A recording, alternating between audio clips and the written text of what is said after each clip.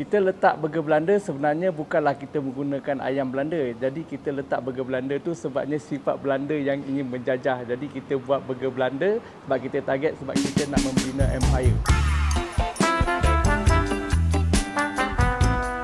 Hai, Assalamualaikum semua. Saya Fazil Norman merupakan pengasas kepada jenama Norano iaitu burger Belanda. Lokasi kita berada di Medan Selera, Bandar Baru, Salak Tinggi. Dan waktu operasi kita bermula jam 4 petang sehingga 10 malam.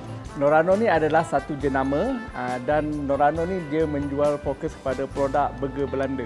Kita letak burger Belanda sebenarnya bukanlah kita menggunakan ayam Belanda. Jadi kita letak burger Belanda tu sebabnya sifat Belanda yang ingin menjajah. Jadi kita buat burger Belanda sebab kita target sebab kita nak membina empire. Yang menjadi best seller dekat Norano adalah burger Moktet. Burger Moktet ni dia adalah double beef patty dan patty kita ni kita ambil daripada supplier dan patty ni adalah patty homemade dan dia menggunakan 100% beef, tiada campuran bahan-bahan seperti perasa dan sebagainya.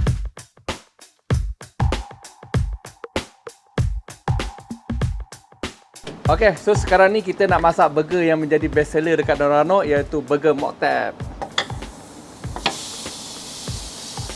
Okey, inilah patty yang saya cakap tadi yang 80 gram dia punya daging, 20 gram dia punya lemak. Jadi total berat dia adalah 100 gram. Untuk pastikan kualiti konsisten, kita pakai timer ni. Sebab tu kalau kita tengok timer kita ni banyak. Okey, sementara nak tunggu patty, jadi kita boleh masak kita punya ban. Okey, jadi ini adalah ban kita. Ban yang kita gunakan ni adalah ban yang sama Fast Food International guna. Okey, kita masak ban ni dekat dalam ban toaster ni. Okey, so sekarang ni roti kita dah masak. Inilah dia hasil dia selepas dibakar menggunakan ban toaster. Jadi pembakaran dia tu sempurna, nampak? Dia tak ada hangus apa semua kan. Untuk Moktet, first kita akan menggunakan ni mayonis. Mayonis kita ni mayonis yang special mayonis.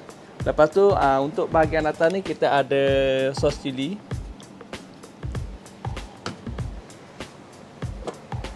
Untuk setiap burger kita, kita ada 2 biji pickle. Pickle ni kita tak boleh letak lebih sebab nanti dia akan mengganggu dia punya rasa tu. Dia kena light-light saja.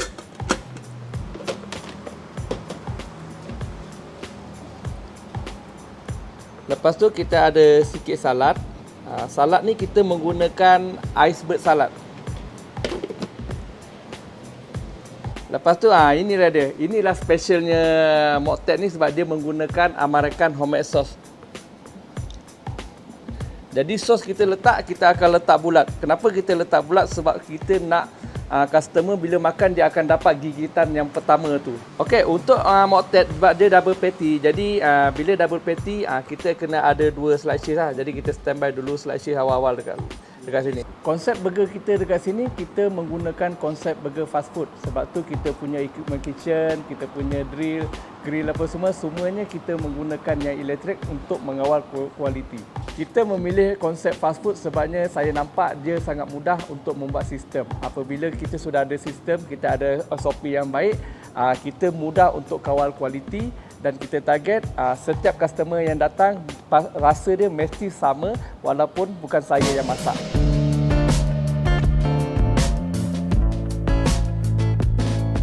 Okey, so sekarang ni patty kita dah masak, jadi kita terbalikkan. Lepas tu kita tekan timer lah.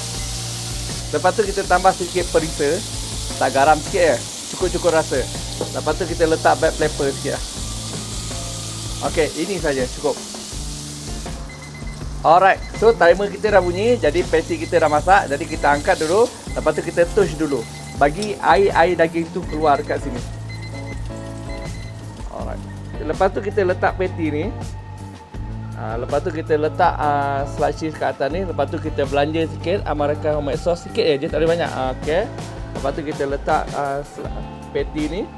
Lepas tu kita ni letak balik dekat atas ni. Moktet burger Belanda yang menjadi best seller dekat Norano. Harapan saya untuk Norano ni, saya harap Norano akan mendapat jualan yang konsisten selama dalam 2 ataupun 3 tahun. Apabila kita sudah mencapai jualan yang konsisten, kualiti yang konsisten, baru kita akan pergi ke pasar seterusnya iaitu franchise. Kepada semua penonton, kalau korang nak makan burger Belanda, jemput datang ke Norano dan korang boleh rasa sendiri apa bezanya burger Belanda dengan burger yang lain.